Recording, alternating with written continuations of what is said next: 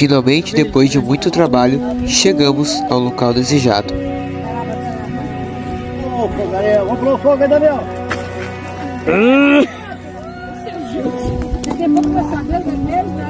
Cuidado do fogo aí, gente.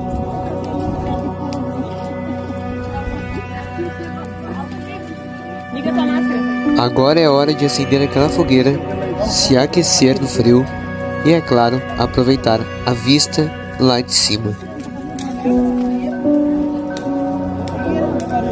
Deixa eu aquela história que a puxa aqui na fogueira. Você tá atualizando o teu vídeo ou tá fazendo